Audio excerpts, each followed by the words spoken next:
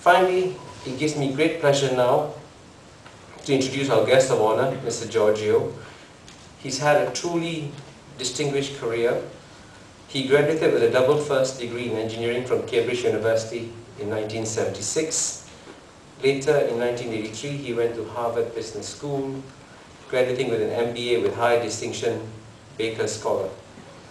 He retired from the armed forces with the rank of Brigadier General in 1988 and joined politics, where he enjoyed, as all Singaporeans know, a meteoric rise.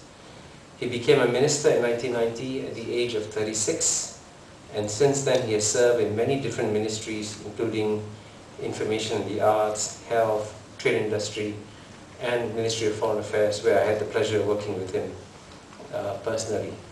Now, please allow me just to tell you one short story that speaks volumes about Minister Yeo. In 1989, he led the Singapore delegation to the Non-Aligned Movement Summit meeting in Belgrade, Yugoslavia, when we still had Yugoslavia in those days. And in Belgrade, now as part of this group, a Yugoslav national, I think he was of Slovenian origin if I remember correctly, gave us a tour of the city, describing the rich history of the region and what had gone on for centuries over there. And when he finished his account, Minister Giorgio picked up the tale and proceeded to tell him even more about the rich history of the region, giving our Yugoslav guide facts and insights about Yugoslavia and its history that he himself had never heard before. And this is a vivid and powerful demonstration of the remarkable background of Minister Giorgio.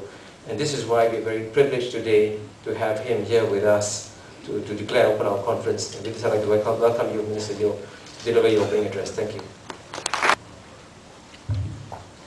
Dear friends, ladies and gentlemen, I'm delighted to join our view this morning for the opening of the conference about Asia. Last week, I visited the Pearl River Delta after many years. The last time I did a complete tour of the Delta was in April 1992, 2 or 3 months after Deng Xiaoping's famous southern tour. Since then, the transformation which has taken place is truly dramatic. Guangzhou has become a major metropolis and will become one of Asia's great cities.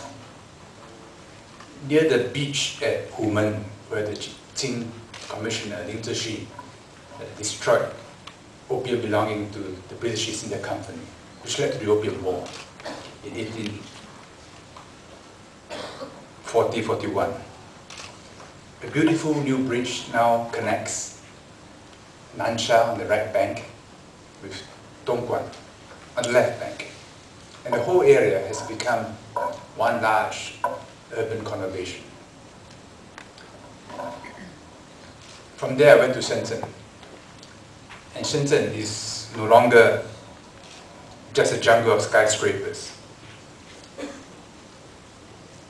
Learning from Singapore by the open acknowledgement of its city leaders, Shenzhen is now lush with tropical vegetation, comparable to what you see here.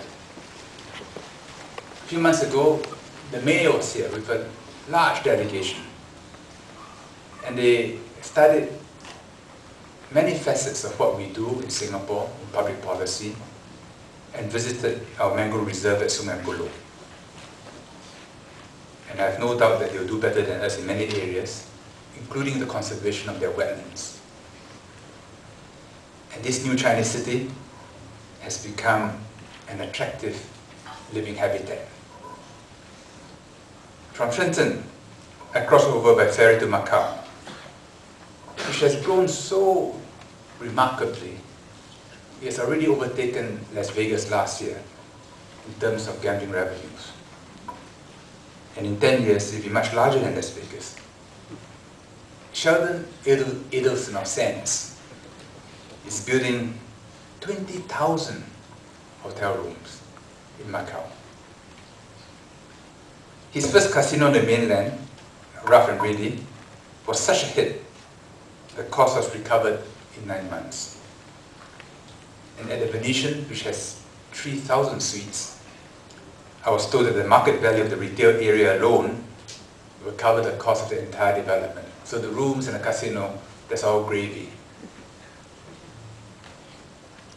To ensure easy passage to and from Hong Kong, Sands is building a fleet of 11 ferries, so that every 20 minutes there'll be a boat to Macau and back from Macau.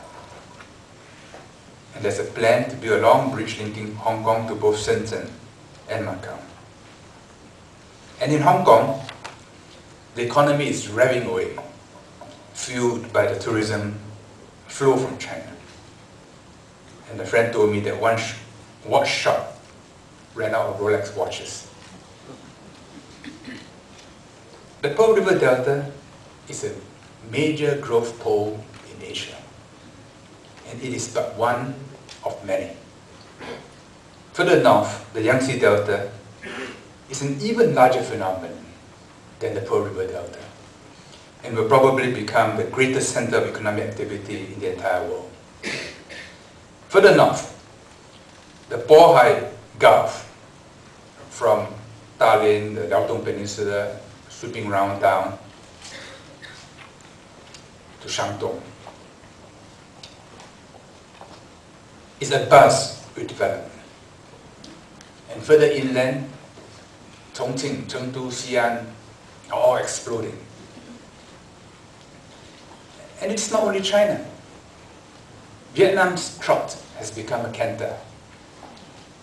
Within a few years, Vietnam will break into a gallop like China. And India is beginning to look very interesting. Although less homogeneous than China, poles of development are also emerging, centered on Delhi, Mumbai, Chennai, Bangalore, Hyderabad, and Calcutta. Despite relatively poor infrastructure and rather complicated domestic politics, the Indian economy is growing easily at 8 to 9%. And once the bottlenecks are decongested, India's growth will also be in double digits. Further west, the Gulf states are flush with money from oil and gas. Abu Dhabi alone has reserves of over $1 trillion. With the growth of Asia keeping world energy prices high, the Middle East has become both an important market and an important source of finance. Mega developments have become so commonplace that if you have a project less than $1 billion, that's just small beer. In between these growth poles are countries and regions which lag behind for reasons of politics or culture. Sooner or later, they'll be dragged along. I don't think they can drag us down, but we can't be too sure. In Northeast Asia, it is important to hold out hope to North Korea of rapid economic development once it changes policy. It is the increasing economic integration between Taiwan and the mainland which will bring about reunification. In Southeast Asia, it is absurd that while everyone else is powering ahead, Myanmar has switched into reverse gear.